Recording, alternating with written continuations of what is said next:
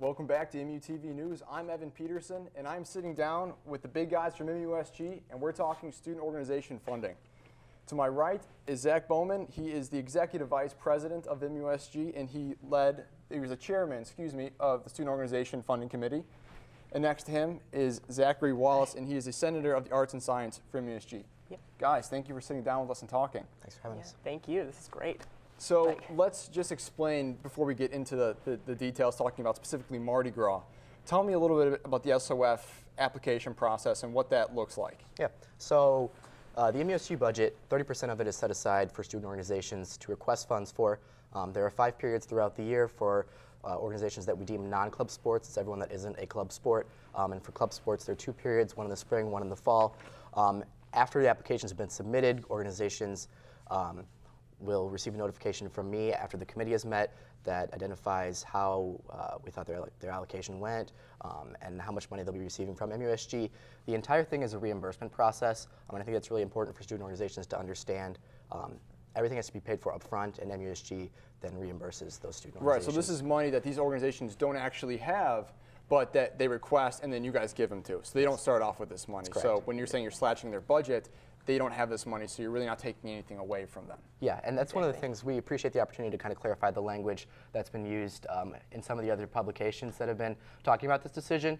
The idea that Mardi Gras has had funding slashed or cut or reinstated, those terms don't really work with how our process is laid out, just because all of the funding is in one pot and it's never allocated to one student organization until that decision has actually been made. So it's just imprecise language that we'd rather not see. Okay. Sure. And if I could just add one thing, Sure. it's to understand where that money actually comes from. So every year, or actually every semester, every student pays $30 to the student activity fee, and that's where MUSG has their budget, and that's where we have that money to allocate to student orgs around campus. Now this is, I think, the 4th period. Yep, that just passed. Yes, and you guys had a total budget for that 4th allocation period of $39,484, of which, speaking to Mardi Gras, they requested a total of $10,000 for their spring trips, of which you guys granted them $8,000. That's correct. Tell me a little bit about that. Why did they not get the full 10 grand?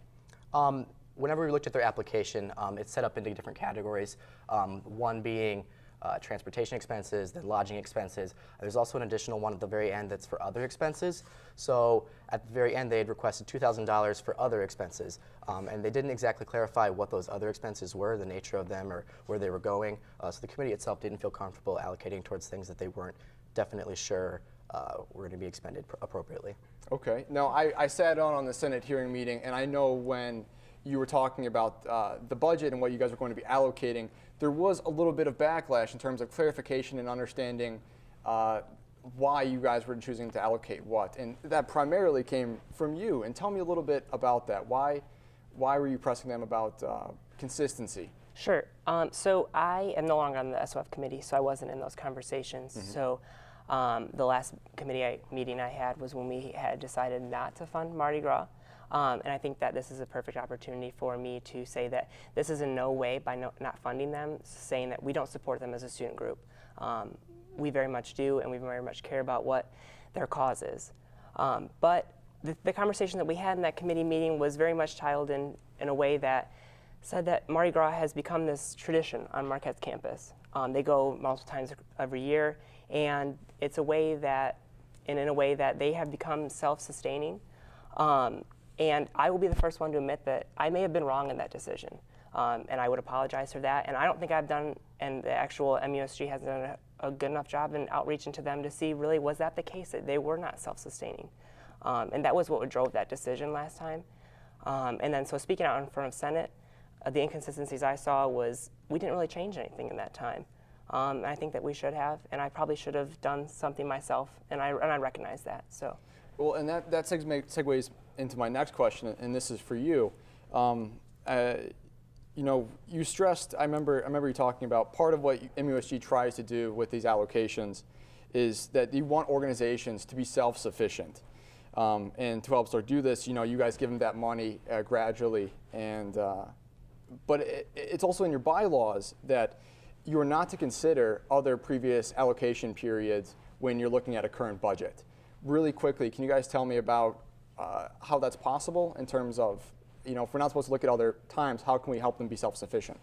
That's it's sort of a technicality there. That's a part of our SOF guidelines, which is something that the executive vice president and the financial vice president sit down to write and rewrite every year. It's how they determine the SOF committee is going to go forward. Just do that so that it's consistently, at least through that year. It's not in our bylaws, so we're not constitutionally mandated that we don't look at these things. And in fact, in this case, we did look at those things. So. Okay. Well, guys, thank you very much for coming into MUTV News and talking about Mardi Gras. I really appreciate you sitting down with us.